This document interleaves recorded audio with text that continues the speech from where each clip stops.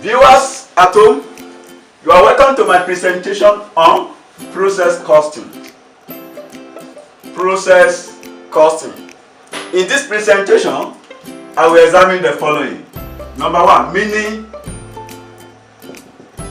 of process costing. Meaning of process costing. Preparation of process account. Preparation of process account.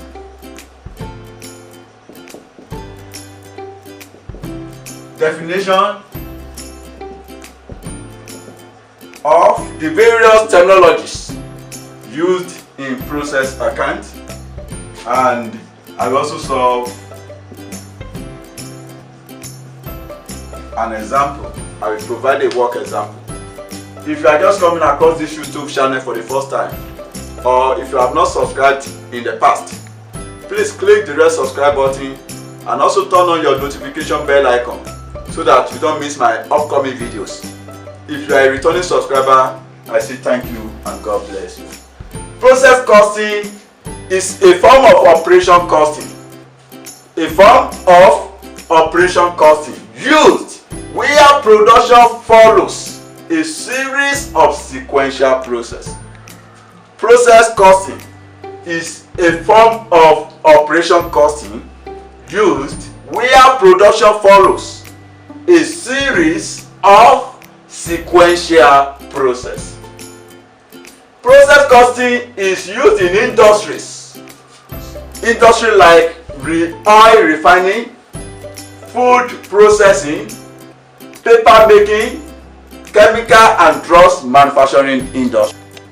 Process costing is used in industries like oil refining, food processing, paper making, chemical and drugs manufacturing industries.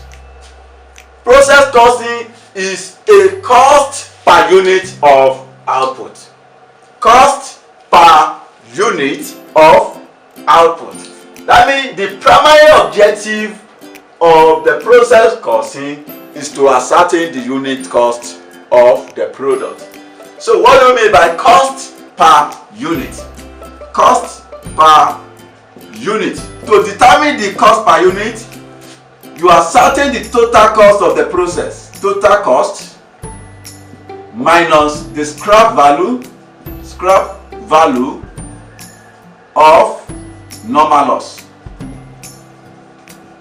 Total cost minus the scrap value of the normal loss over total materials input.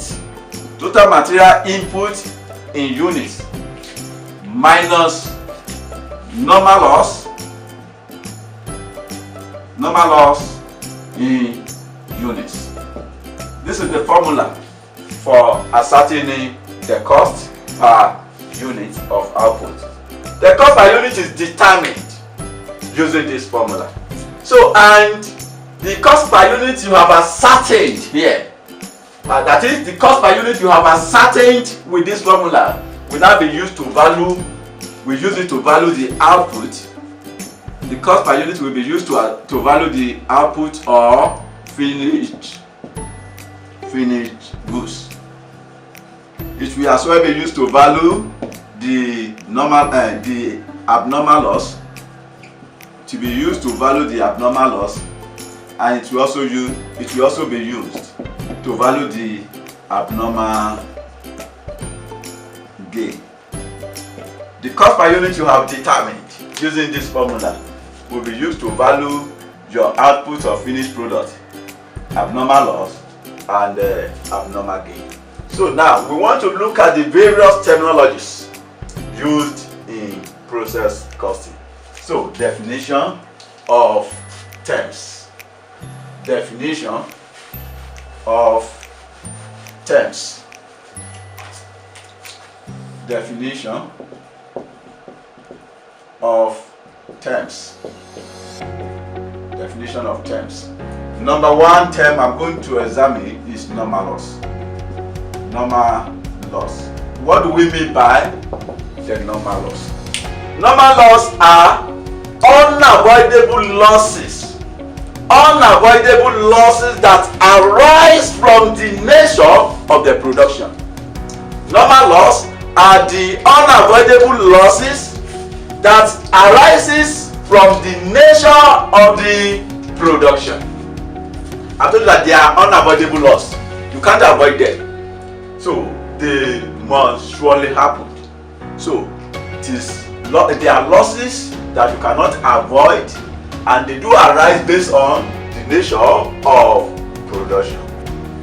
I've told you that normal loss are unavoidable losses in the production. And I've told you that they may arise due to any of the following. Number one, losses due to chemical changes. So, losses due to chemical changes.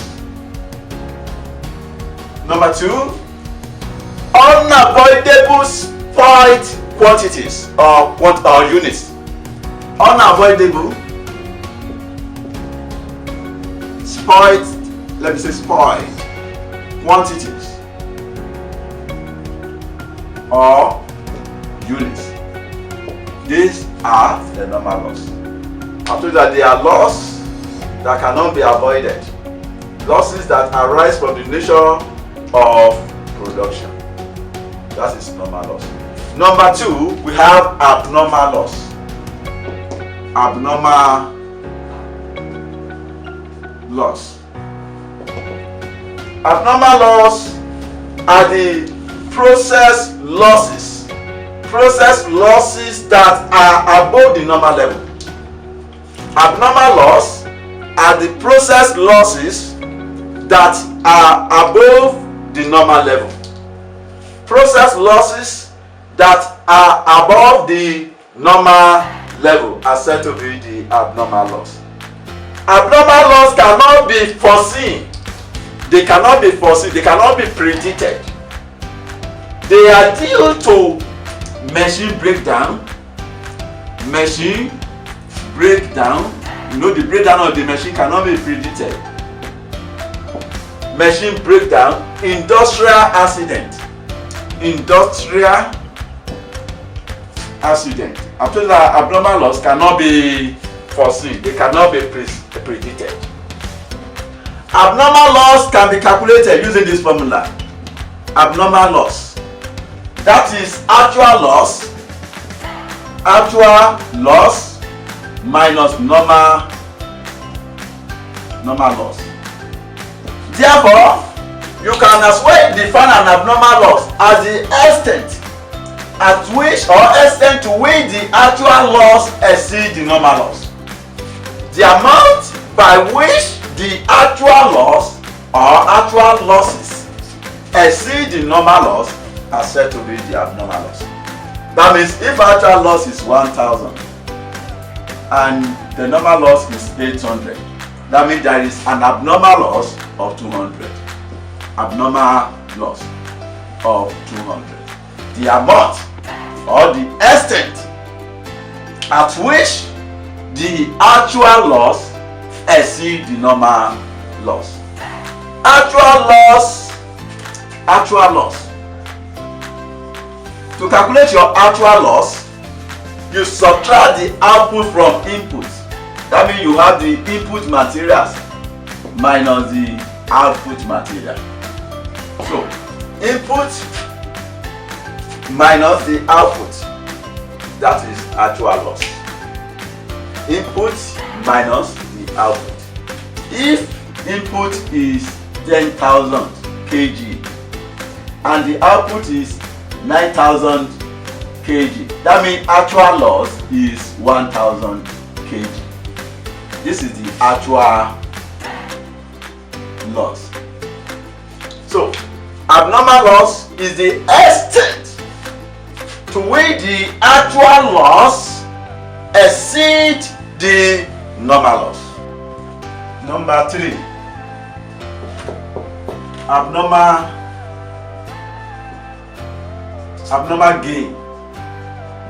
Abnormal gain is an unexpected gain in the process. Unexpected gain in the process is said to be an abnormal gain. Abnormal gain is calculated using the same formula. Abnormal is calculated using the same formula with abnormal loss, which is actual loss minus normal loss. But where the normal loss exceeds the actual loss, that means there is an abnormal gain. So, supposing you have the actual loss to be 1,000 and the normal loss is 1,200. That means there is an abnormal gain of 200 because the normal loss exceeds the actual loss. But where the actual loss exceeds the normal loss, that means there is an abnormal gain. Format of process account. Format of process account. Now, process account. You have the debit and the credit side. At the debit side, you have 3 columns, and at the credit side, you have 3 columns.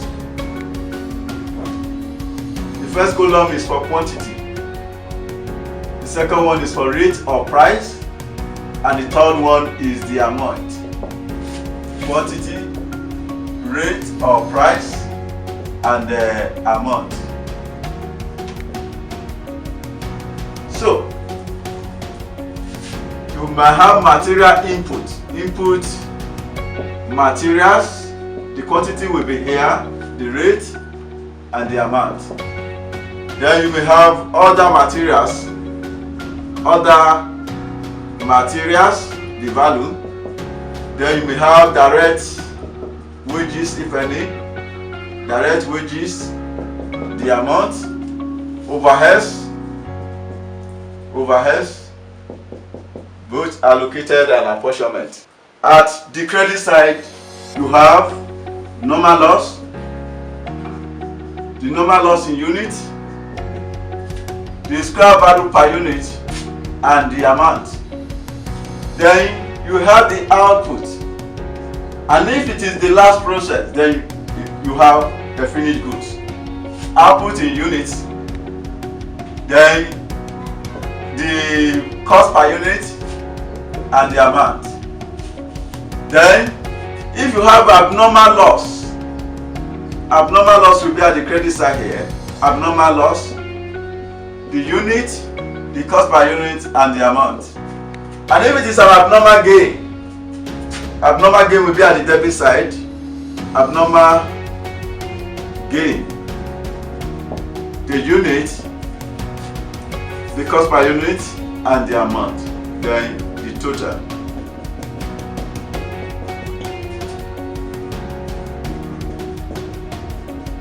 That is the format for preparing the process account.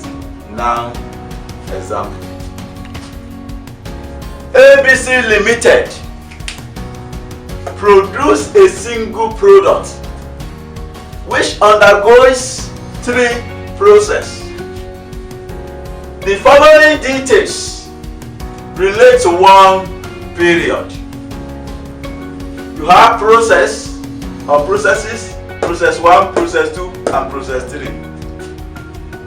We have raw materials, 60,000 units, and the value in process 1 is 80,000. All amount in dollar. Then we have materials introduced, and the amount is given. Then we have direct wages. We have overheads allocated to processes. Then other overheads total. Then we have output in units.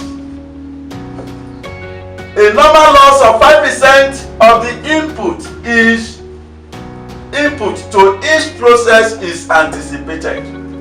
Unit loss have the following scrap values. After process 1, we have nil. After process 2 is $1. After process 3, we have $1.8. There was no opening or closing work in progress. Prepare ledger accounts for the period. Now, the solution. We have process 1 account. Process 1 account. I've told you that in your process account, you have two sides, the debit side and the credit side. And you have 3 columns. 3 columns. At the credit side, you have 3 columns. The first column will be for quantity, then the rate per unit or price per unit and the amount. Quantity, rate, and the amount. So, at the debit side, let's start with process 1. This is process 1 account. You have raw materials. The quantity is 60,000 units and the amount is 80,000. So, raw materials,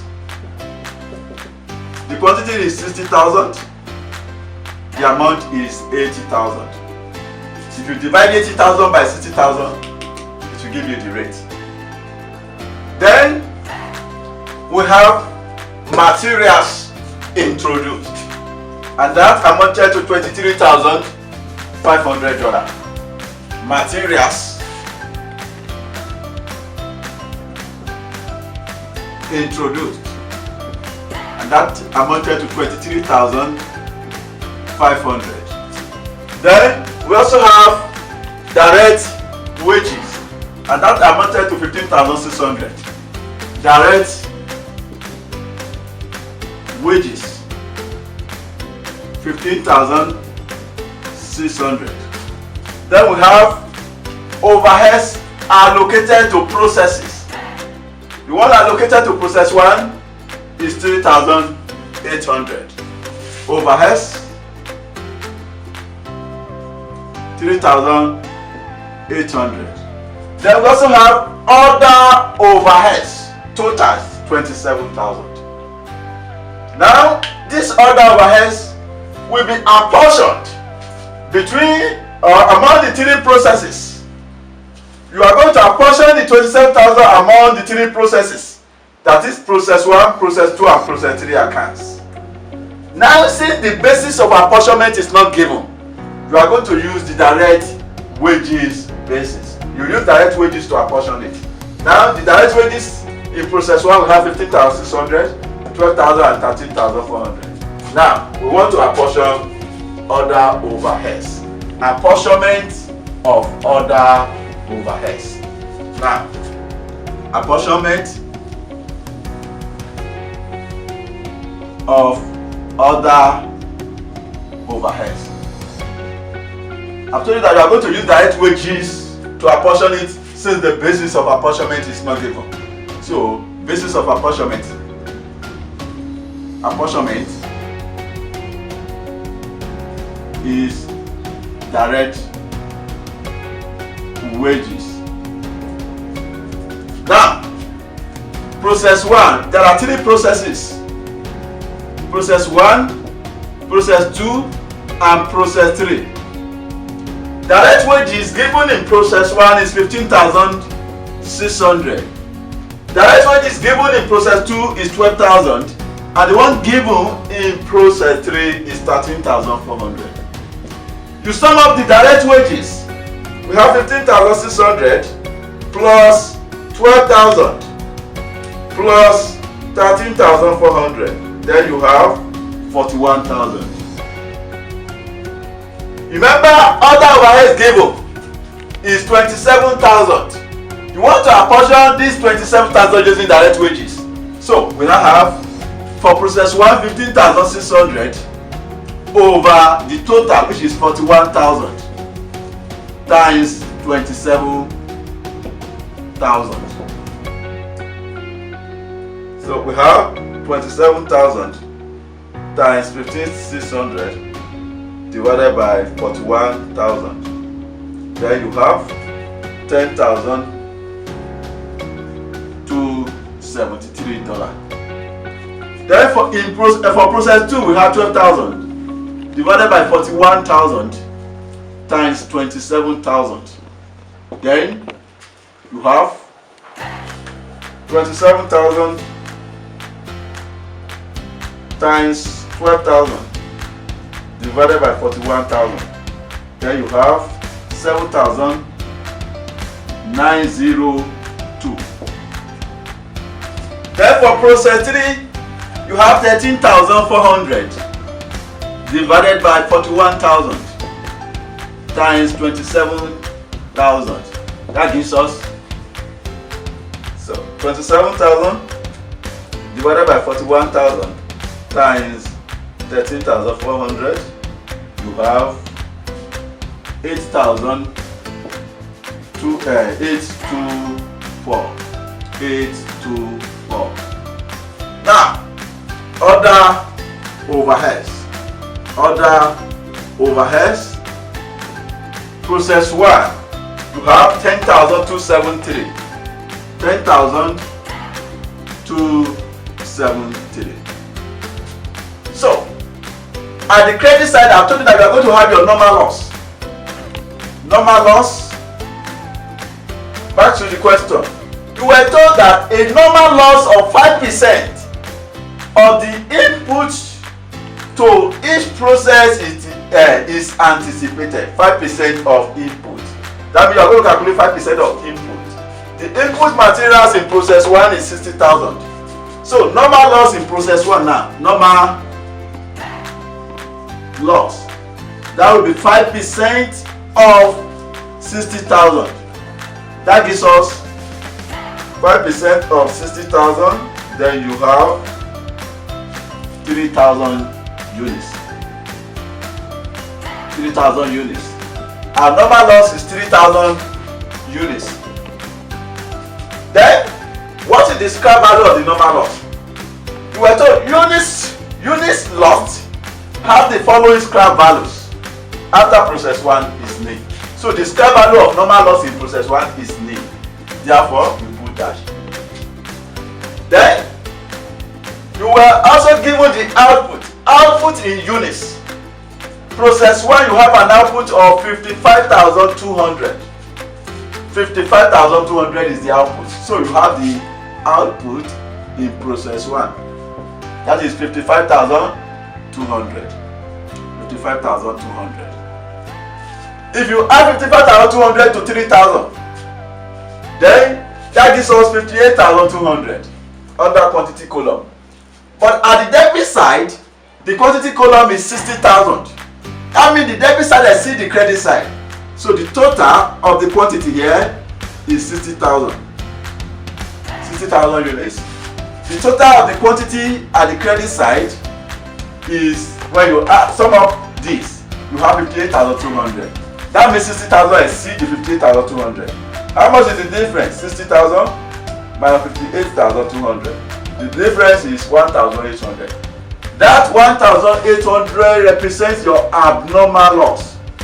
Abnormal loss of 1,800. Inside the 1,800 to agree the debit side with the credit side. So you have the total to be 60,000 units. Now, the next thing is to determine the unit cost of the process. You determine the unit cost. I'm telling you that process account is a cost per unit of output. So that means you will need to ascertain the cost per unit. And I'm giving you the formula for ascertaining the cost per unit. I'm telling you that to determine the cost per unit, you have the total cost minus the square value of normal loss over the total input minus normal loss in units. And that will give you the cost per unit. So, we want to ascertain our cost per unit now.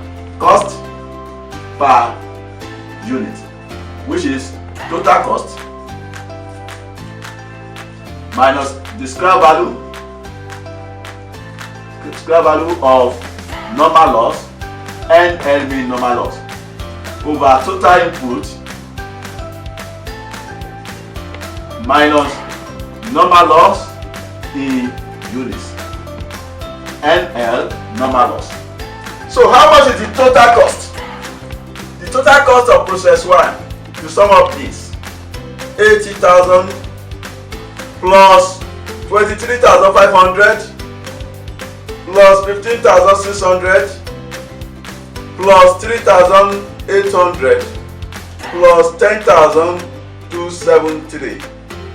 The total cost of process 1 is 133,173. You want to ascertain the cost per unit. So you have the total cost of 133,173 minus the square value of normal loss. The square value of normal loss is nil. The square value is nil. Remember, you were told in the notes after process 1, the square value is nil.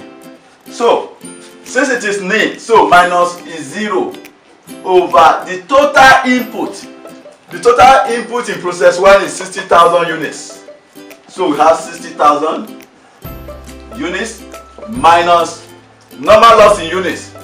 The units of normal loss is given to be 3,000. So minus 3,000.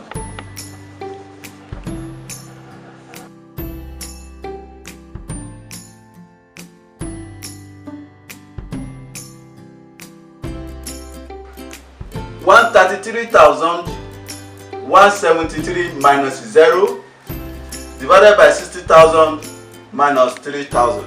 If you subtract 0 from 133,173, it will still give us 133,173. 133,173 divided by 60,000 minus 3,000, that will give us 57,000.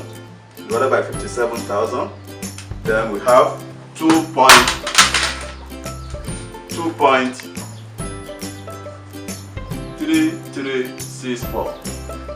2.3364.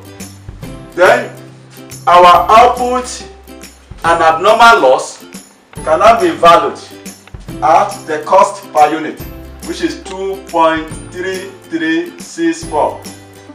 2.3364. So if you have 1,800 times 2.3364, that gives us 4,205. 4,205. That is the value of our abnormal loss. Then 55,200 times 2.3364. That gives us 128,968. 968. So if you sum it up, 128,968 plus 4,205, that gives us 133,173. 133,173, which agrees with the total of the debit side. That is the process 1 account. We can also prepare the process 2 account. Now let's have the process 2 account. Process 2 account. Process 2 account. We have 3 columns. 3 columns.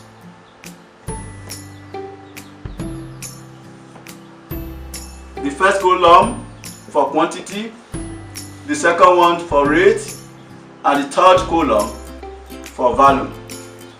And at the credit side, we also have the same thing. The quantity, rate, and value. Quantity, rate, and value. So amount in dollar. This is the credit side, all amount in dollar, and this is the debit side. Our output in process 1 will be an input in process 2. 55,200 at 2.3364 valued 128968. So we have input from process 1. Input from process 1. That is 55,200 at the rate of 2.3364, and the value is 128968. Now back to the question. There is no raw material in process 2. We have materials introduced. In process 2 is 18,750. Material introduced 18,750. Then we also have direct wages, which amounted to 12,000 naira, $12,000 in process 2. Direct wages, $12,000. Then we also have overheads allocated to processes. In process 2, 4,600 was allocated. Overheads allocated, that is 4,600. Then we also have other overheads, total $27,000. Other overheads, $27,000.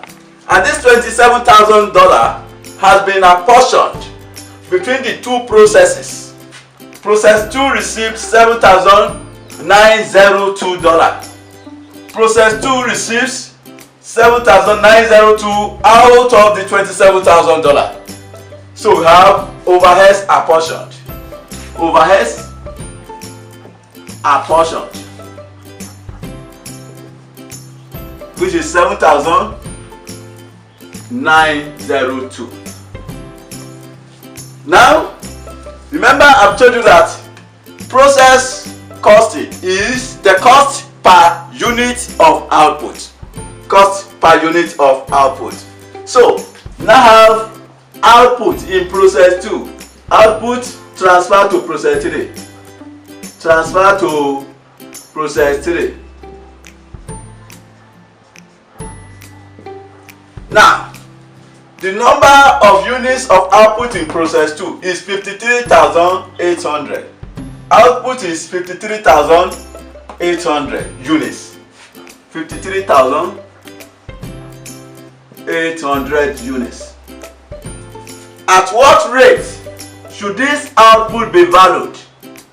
53,800.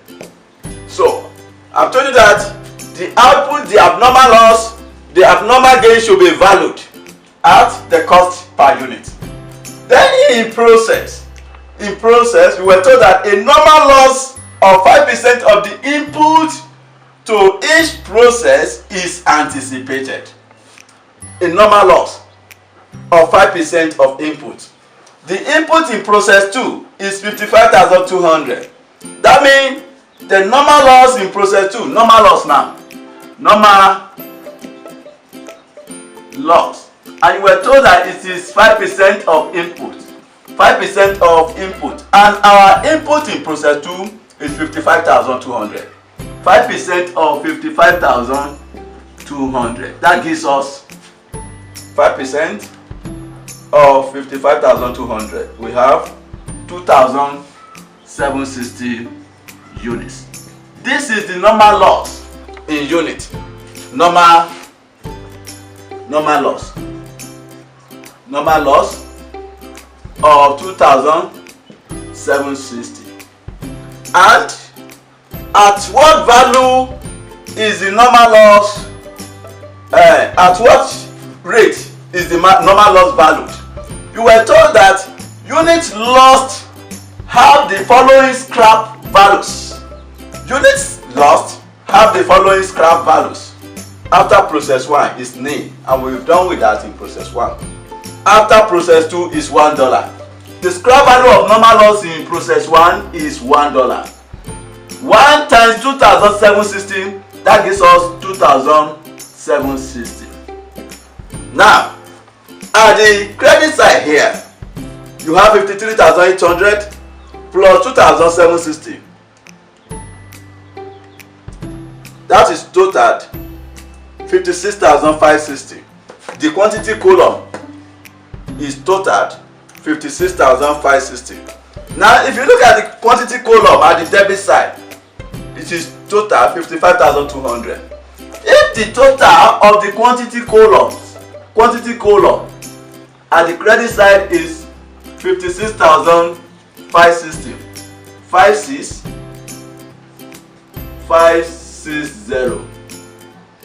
56,560, and the quantity column at the debit side is total 55,200. That means the quantity column at the credit side exceeds the quantity column at the debit side. The net difference represents the abnormal gain. Abnormal gain. It is an abnormal gain because the credit side exceeds the debit side. Where the debit side exceeds the credit side, the difference at the credit side represents the abnormal loss. But the difference at the debit side here represents the abnormal gain. Therefore, we have an abnormal gain of 56,560 minus 55,200. Abnormal gain in units of 1,360 units. That is the abnormal gain. If you add the 1,360 to 55,200, the total will be 56,560, which we agree with the credit side. So, we therefore want to value our abnormal loss. We want to value our abnormal gain, at the same time the output to be transferred to process 3. So, at what rate should the output and the abnormal gain be valued? We want to value our abnormal gain and the output. At what value should the abnormal gain and the output be valued? I've told you that to calculate the cost per unit. Cost per unit. I've told you that cost per unit is total cost minus scrap value of normal loss, scrap value of normal loss over total input minus normal loss in units.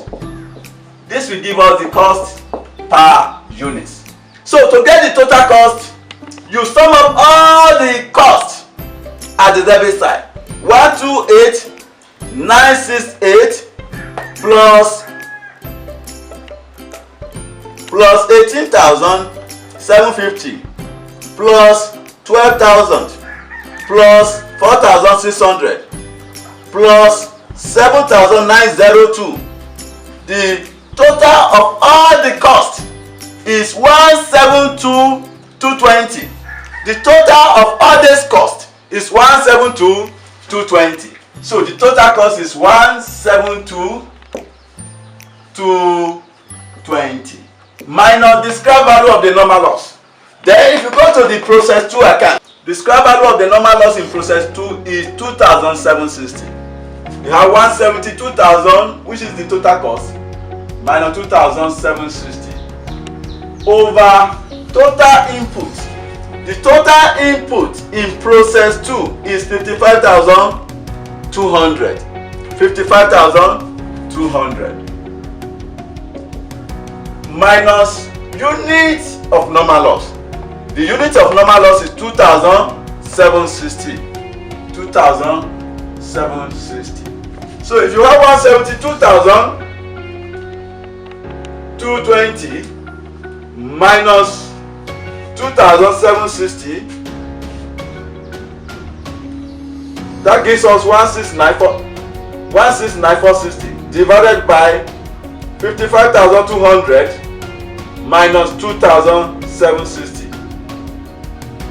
So when you divide that, you have 3.2315 $. That is the cost per unit. This cost per unit will now be used to value our abnormal gain. 3.2315 Then we also use it to value the output 3.2315. So if you have 3.2315 times 53,800, that gives us 173,855. That is the value of the output in process 2. So if you add it to 2,760 plus 2,760, then the total is 176,615. 176,615. Now let's also value our abnormal gain. So 1,360 times 3.2315. That gives us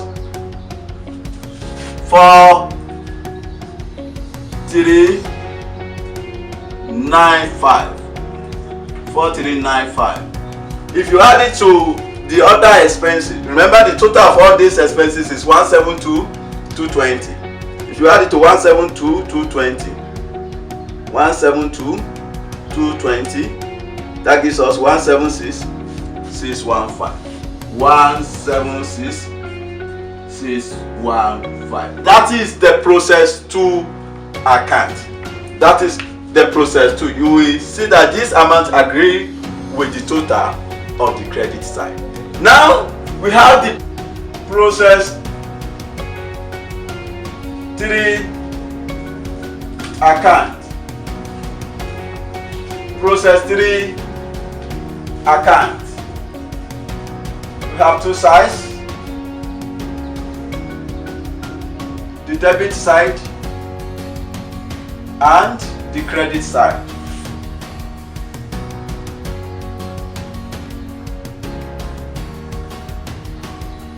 At the debit side, you have the quantity column, you have rate and the value, amount in dollar. And at the credit side, we have quantity, rate and value, amount in dollar. The output in process 2 will be an input in process 3, and our output is 53,800, then which will now become an input from process 2, 53,800, valued at 3.2315, which gives us 173,855. 173,855. Then we also have materials introduced, 22,100. Materials introduced,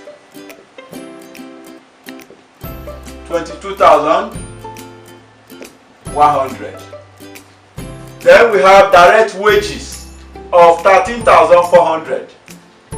Direct wages of 13,400. Then we have overheads allocated to processes. The amount of overheads allocated to process 3 is 3,200. Overheads allocated 3,200. 3,200. We also have other overheads, total 27,000. Other overheads of 27,000. This 27,000 is the amount of overheads attributable to all, to be apportioned to the 3 processes. So these 27,000 have been shared between process 1, 2, and 3 accounts. Other overheads of 27,000 should be apportioned to the 3 processes. Now, how much is attributable to the process 3 accounts? Now, the other overheads have been shared. The amount attributable to process 3 is 8,824. 8,824. Other overhead, we have 8,824. We have the normal loss.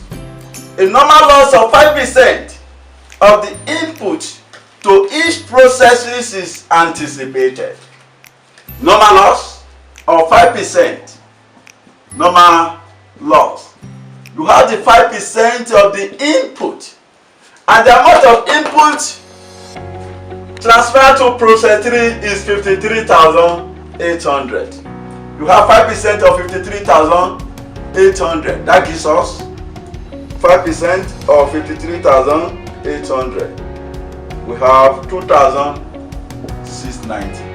I've told you that the normal loss should be credited to the process account. We have normal loss. Normal loss in units is 2,690 units. 2,690 units. And you were also told that units lost have the following scrap values. Units lost have the following scrap values. After process 1, name. After process 2, $1. And after process 3, we have $1.80. So we have 1.80. That is the scrap value. 1.80. So 2,690 times 1.80, that gives us 4,842. 4,842. Then you were given the output in units. In process 3 is 49,600. Since process 3 is the last process, is the final process, so this output will now become the finished product. We have finished goods of 49,600. 49,600. Remember, I've told you that the finished goods will be valued at the cost per unit. So also is the abnormal loss and the abnormal gain. Now let's add the quantity column at the credit side. 2,690 plus 49,600. That is total 52,290. And at the debit side we have 53,800. The debit side exceeds the credit side. The quantity column of the debit side exceeds the quantity column at the credit side. The difference will be the abnormal loss. Abnormal loss. And our abnormal loss is 53,800 minus the total. The total of this is 52,290. So the difference is 1,510. 1,510. The next thing is to determine the cost per unit at which the abnormal loss and the finished goods will be valued. So cost per unit. I've told you that the cost per unit is the total cost minus the scrap value of normal loss. Scrap value of normal loss over total input minus units of normal loss. You know, the debit side is totaled. I mean the quantity. The quantity column is totaled 53,800. Then, if you sum up the quantity column at the credit side, that will also be totaled 53,800. Now you want to determine the cost per unit. You sum up all the costs at the debit side in order to have the total cost. We have 173,855 plus 22,100 plus 13,400 plus 3,200 plus 8,824. The total cost is 221,379. That is the total cost at the debit side. The total cost is 221,379 minus the scrap value of the normal loss. The scrap value of normal loss is 4,842 minus 4,842 over the total input. The total input is 53,800. 53,800 minus units of normal loss. And the units of normal loss is 2,690. 2,690. Therefore, the cost per unit will be 221,379 minus 4,842. That gives us 216,537 divided by 53,800 minus 2,690. That gives us, when you divide that, you have 4.2367. That is the cost per unit. The cost per unit will be used to value the abnormal loss, 4.2367. We also use it to value the finished goods, 4.2367. So now let's value our abnormal loss. 1,510 times 4.2367. That gives us 6,397.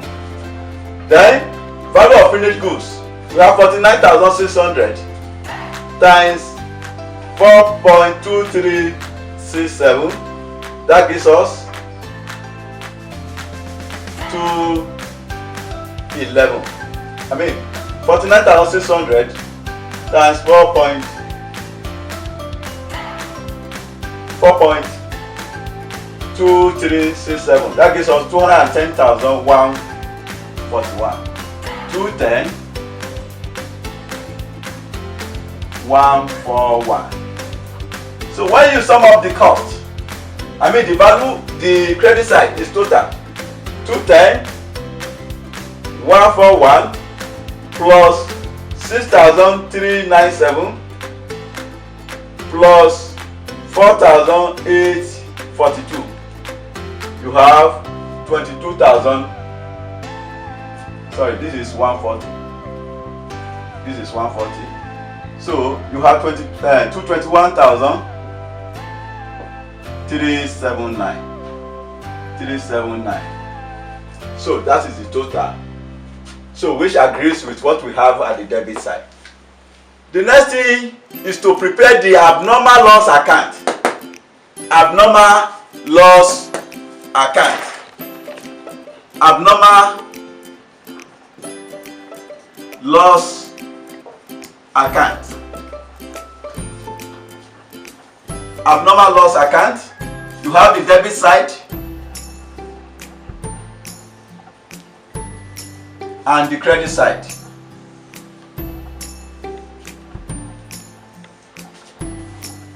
We have quantity, the rate and value. Amount in dollar. Quantity, rate and value. So we have the debit side and the credit side. In process 1, we have abnormal loss of 1,800. Process 1. It was credited to process 1. Abnormal loss of 1,800. And the rate is 2.3364. 2.3364. 64 and the value is 4,205. 4,205. In process 2, there is no abnormal loss. We only have abnormal gain in process 2 account. Then in process 3, we have abnormal loss of 1,510. The rate is 4.2367 and the value is 6,397. Process 3. Process 3. We have the quantity is 1,510. The rate is 4.2367. 4.2367 and the value is 6,397. 6,397. Then you now scrap it. You scrap your abnormal loss. Note the quantity in process 1. The one in process 1 is 1,800. Let me have process 1. The quantity is 1,800. What is the scrap value of normal loss?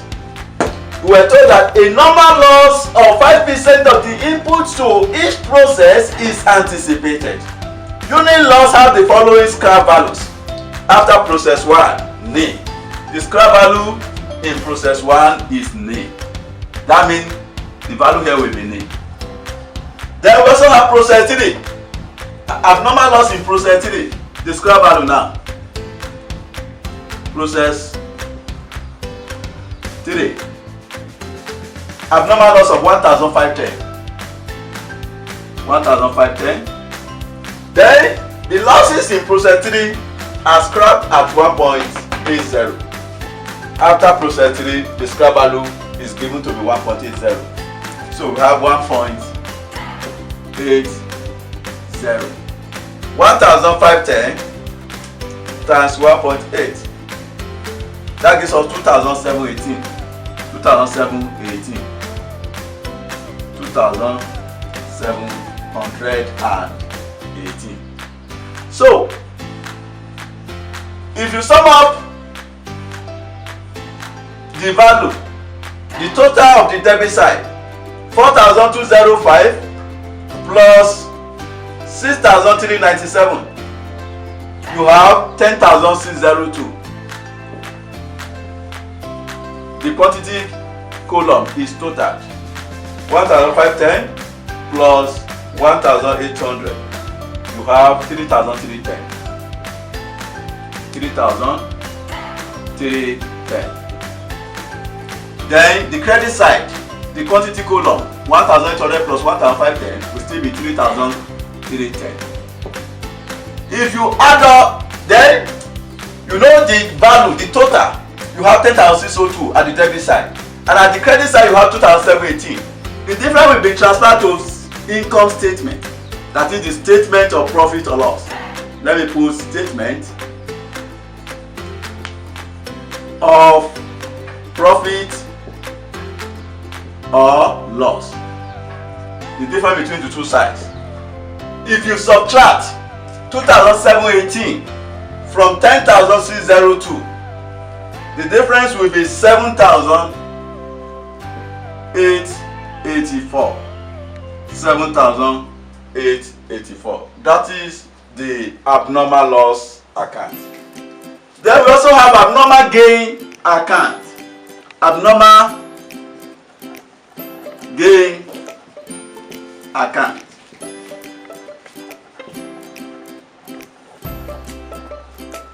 Abnormal gain account.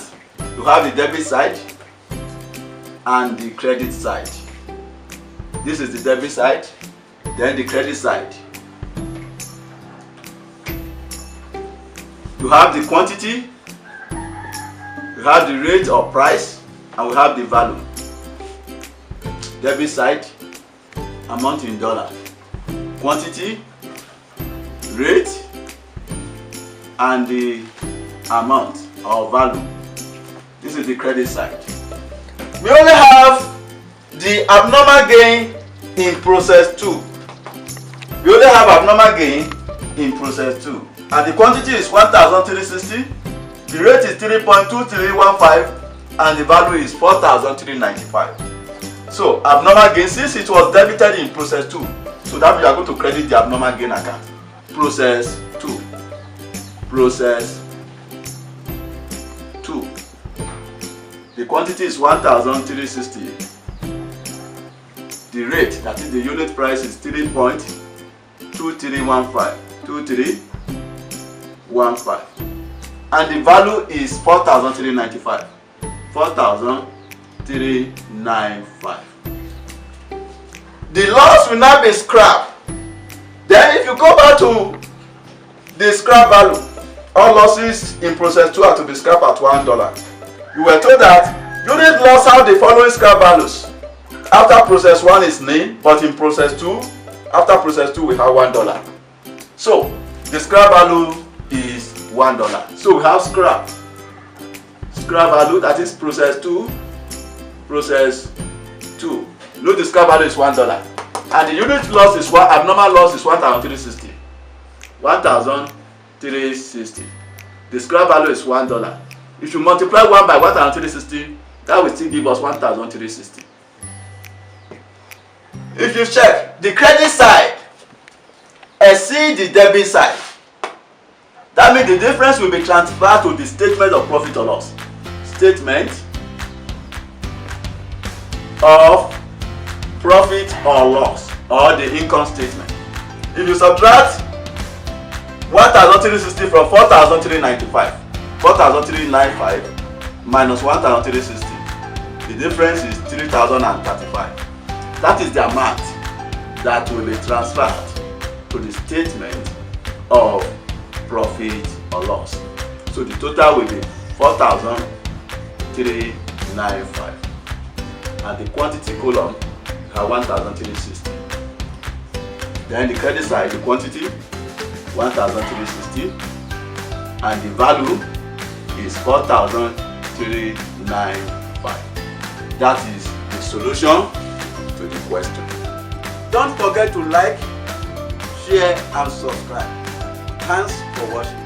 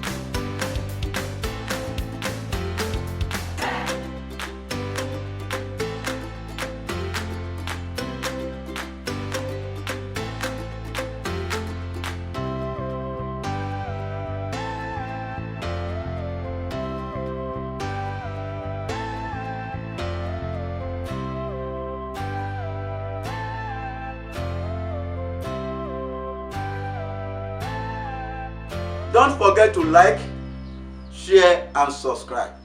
Thanks for watching.